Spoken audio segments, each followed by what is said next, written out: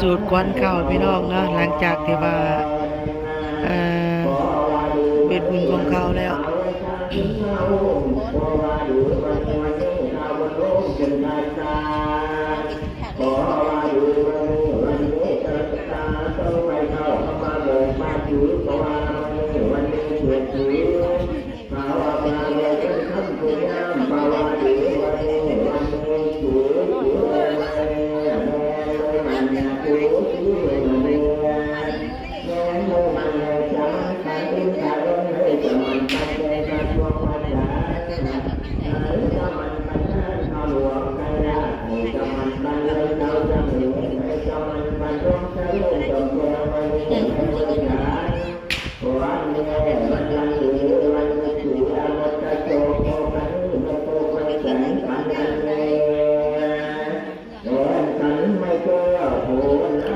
มันสูตรควันเข่าเนาะแต่ละเฮือนเอาเข่าควันเข่าลงมาให้เพิ่นสูตรแล้วก็ขึ้นไว้เล่าเนาะเดือน3ลงมา3ค่ำ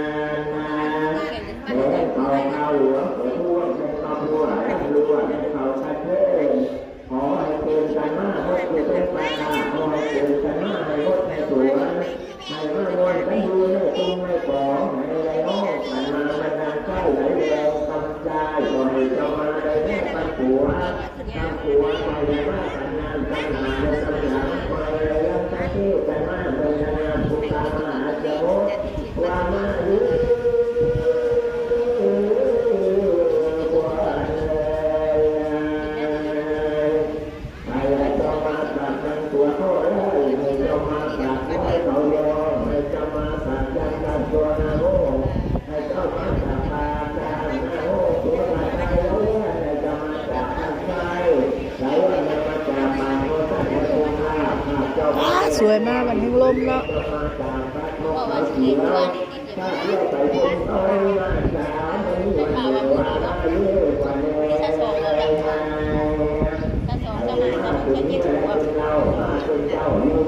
kênh Ghiền Mì Gõ để không bỏ lỡ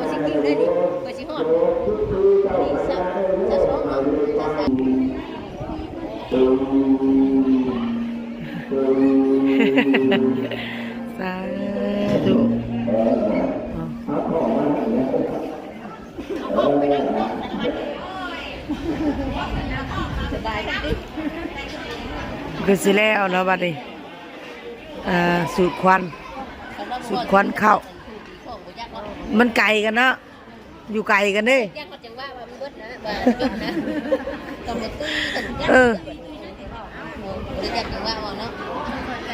สูตรควันบาสีแล้วเนาะ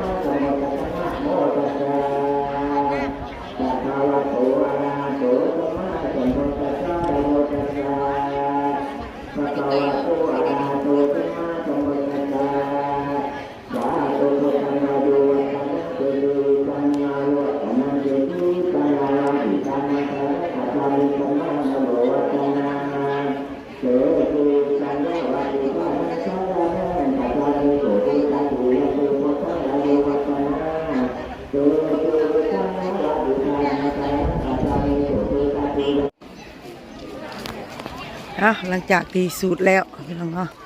กะพาโตคนข้าวเพิดบ้าน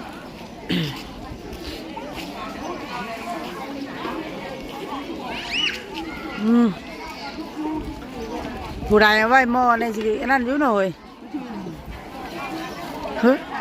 หาดูดมาไว้ในผู้เข้าทางเข้าบ่ได้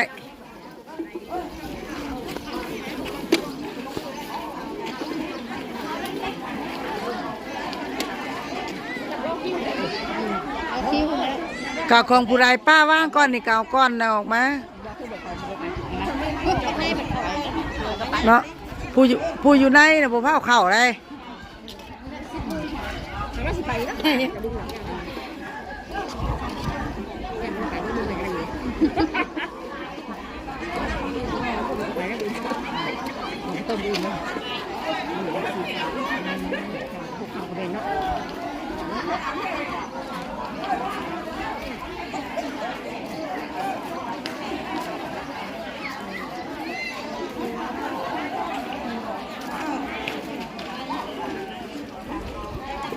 ผู้ใดไม่มองใครอยู่เนาะเฮ้ยห้าเราไว้ผู้ใดเฮาเข้ากาคันเนาะเพิ่นตั้งอันนี้เด้เนาะยังตัวไว้หม้อหรือไว้นั่นอะไรไหมจือบ่จือของตัวเองอยู่บ่อย่าเราบ่จือ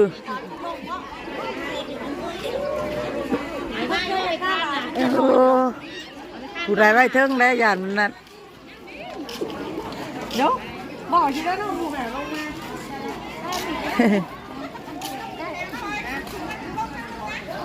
ได้ลงหนักเลยได้ลงหนักผู้นั่งรอก็มีแล้วจะไม่ได้หยาดกันให้หมูเอาเบิดก่อนบ่สั่งสบายเนาะเราอยู่ในบ่นี่มันอยู่หม้ออยู่ก่อนนี่ว่าแต่ลงมาก่อนนะไหวบนสบายติ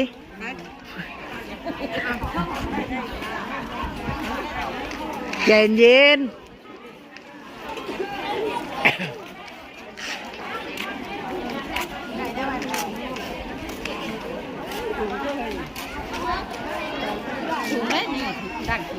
แล้วแต่ผู้ตั้งเลยนะ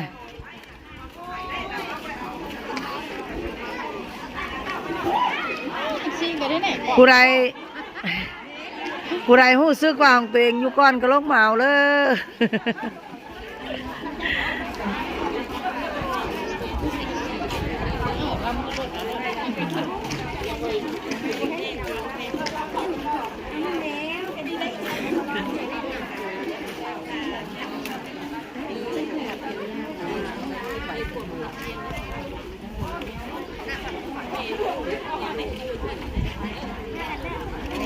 ได้เลยโอเค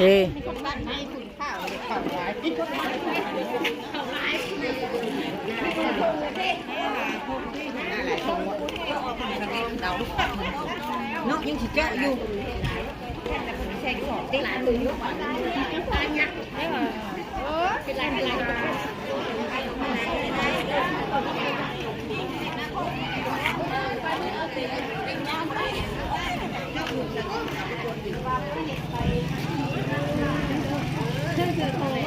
ขอบุญก้อนไปยังบ่ได้